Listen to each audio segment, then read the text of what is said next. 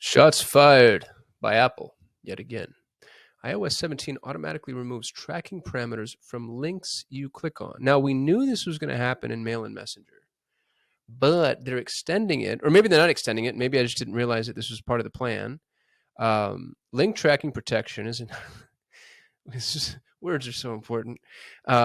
Patriot Act.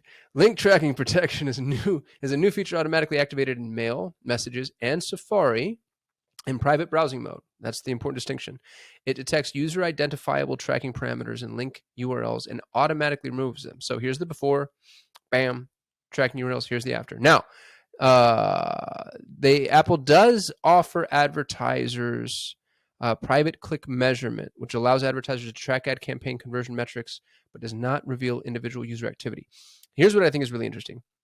One, the metrics that they're offering are aggregated metrics, and so the individual user activities, that's what you want to track.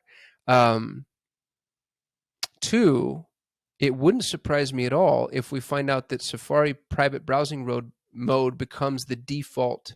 Is that already the case? Is private browsing mode the default in Safari? I don't use Safari, so I don't know. It's not. It's not, but I bet you it becomes the default, or at least you are strongly incentivized to use private browsing mode. Now the question is Apple trying to protect your privacy, or is Apple trying to strip its yet to be competitors of data so that it can launch its own ad platform and then just crush them? I have my opinions. I'd be interested in yours. I'd also be interested in what you think the impacts are of losing this data, because if we're only going to lose it when people are browsing in Safari private browsing mode, I don't think that that's a catastrophic error from an ads perspective. I think it sucks if you're in the email space, man. I can't even imagine.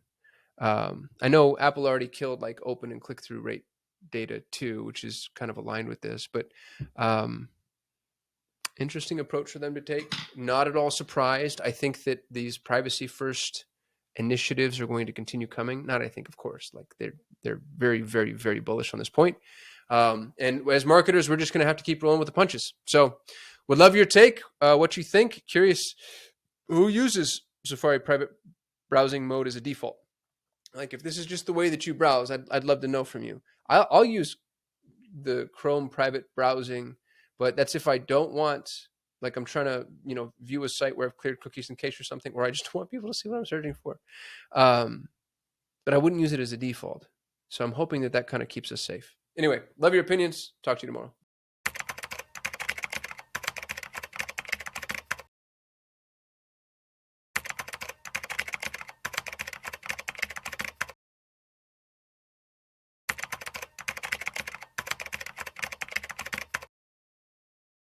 I want you to know that I am saddened and disgusted by the words that I'm about to speak. You need to go download Microsoft Edge and start playing with Bing Chat. And I mean need is an absolute prerequisite. So you're probably already familiar if you've been playing with ChatGPT. Bing integrated chat into search